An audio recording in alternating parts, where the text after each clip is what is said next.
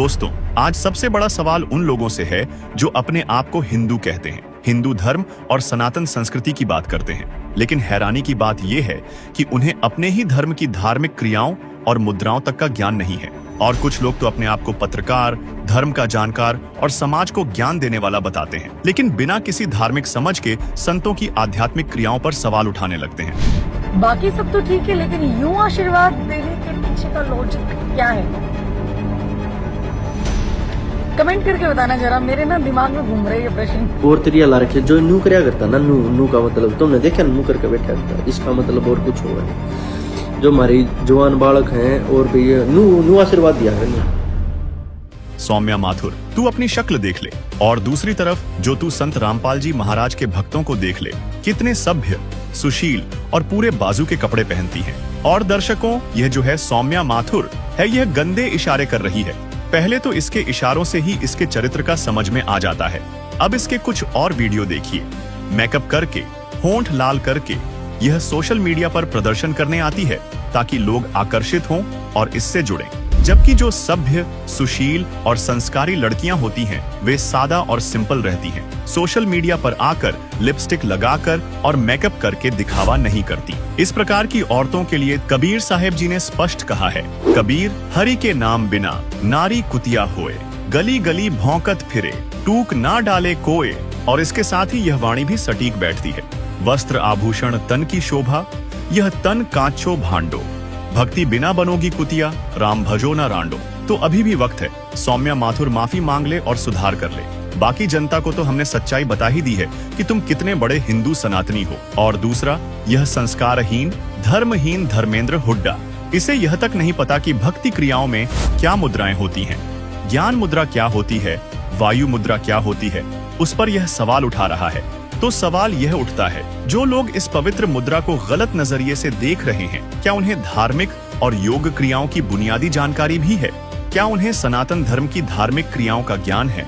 ये तो सनातन धर्म के नाशक हैं, जिन्हें यह तक नहीं पता कि इस मुद्रा का नाम क्या है। वे संत रामपाल जी महाराज की शास्त्र सम्मत क्रिया पर उंगली उठा रहे हैं, जिस मुद्रा का हिंदू धर्म में सदियों से ध्यान, योग और आध्यात्मिक साधना में प्रयोग होता आया है। अगर उसी मुद्रा को कोई अश्लील या गलत बताने लगे तो सवाल संत पर नहीं, उस व्यक्ति की धार्मिक समझ पर उठता है। हिंदू धर्म के लोग क्या मानते हैं, सनातन परंपराओं में कौन सी मुद्राएं प्रचलित हैं? अगर इन्हें इतना भी नहीं पता तो ऐसे लोग धर्म की रक्षा क्या करेंगे?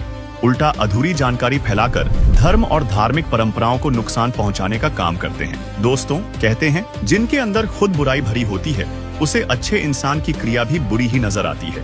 आजकल कुछ लोग संत रामपाल जी महाराज के आशीर्वाद देने के अंदाज को लेकर सवाल उठा रहे हैं, लेकिन सच्चाई जानने के बाद आप खुद तय करेंगे असली गलती किसकी है। कबीर साहेब का एक बेहद मशहूर दोहा है, बुरा जो देखन मैं चला, बुरा न मिलिया कोई, जो दिल खोजा अपना, मुझसे बुरा न कोई। यानी जब इंसान दुनिया में बुराई ढूंढने निकलता है तो उसे कहीं बुराई नहीं मिलती, लेकिन जब अपने ही दिल में झांकता है तो पता चलता है कि सबसे बड़ी बुराई तो खुद उसी के अंदर थी। अब बात करते हैं असली मुद्दे की। कुछ लोग संत रामपाल जी महाराज के आशीर्वाद देते समय हाथ की उंगलियों की मुद्रा को अश्लीलता का नाम दे रहे हैं, जबकि सच यह है कि यह मुद्रा ज्ञान मुद्रा है, जो सदियों पुरानी, पूरी तरह धार्मिक और योग साधना से जुड़ी हुई क्रिया है। ज्ञान मुद्रा क्या है? हाथ की तर्जनी उंगली, अंगूठे के पास वाली, के अगले भाग को अंगूठे के अगले भाग से हल्के से छुआ जाता है। इससे एक छोटा सा वृत्त बनता है। बाकी तीनों उंगलियां, मध्यमा, अनामिका और कनिष्ठिका, सीधी और ढीली रहती हैं।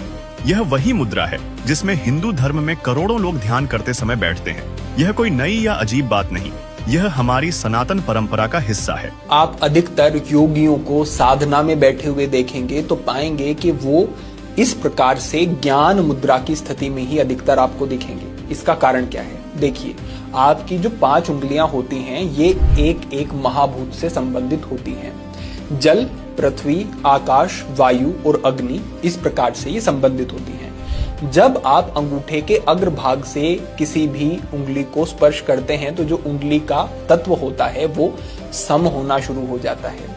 तो इस प्रकार से अगर आप ज्ञान मुद्रा लगाते हैं तो जो उंगली का तत्व है ये यहाँ पर है वायु तत्व। तो वायु तत्व जो है ये सम होना शुरू हो जाएगा, और वायु का स्वभाव है चंचलता, निरंतर चलायमान रहना। तो जब ये वायु संतुलित होगी तो जो मन की अतिरिक्त चंचलता है, मन बहुत भागता है, अशांत रहता है, वो शांत होना शुरू हो जाता है। तो आप भी अगर कभी ध्यान का अभ्यास कर रहे हैं तो ज्ञान मुद्रा लगा करके कमर गर्दन सीधी करके बैठते हैं सुखासन, पद्मासन, सिद्धासन में, तो वो एक अच्छी स्थिति होगी।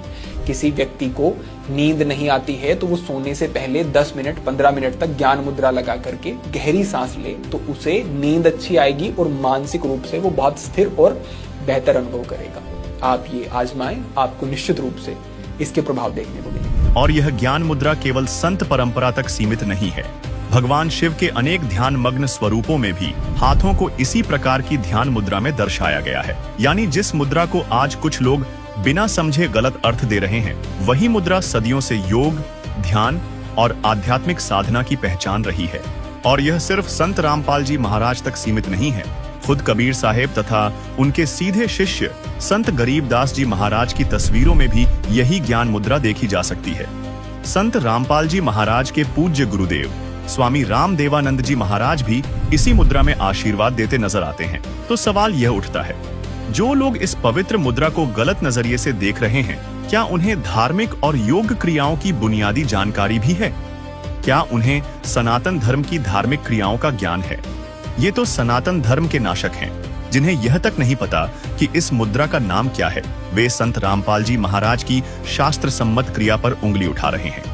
ऐसे व्यक्तियों पर कबीर साहेब का यह दोहा सटीक साबित होता है, बुरा जो देखन में चला, बुरा न मिलिया कोई, जो दिल खोजा आपना, मुझसे बुरा न कोई। इसलिए संत रामपाल जी महाराज की क्रियाओं पर खोट निकालने वाले धर्म के नाशकों, पहले आप अपने अंदर की बुराई, अपने अंदर के खोट को साफ कर लो, क्योंकि संत रामपाल जी महाराज का हर वचन, हर क्रिया शास्त्रों से प्रमाणित है, शास्त्रोक्त है। तो अगली बार संत रामपाल जी महाराज की क्रियाओं पर सवाल उठाने से पहले अपने सनातन धर्म के धर्म शास्त्रों और धार्मिक क्रियाओं को जान लीजिएगा। इसके बाद ही संत रामपाल जी महाराज की क्रियाओं पर सवाल उठाने की गुस्ताखी करना। सत साहिब।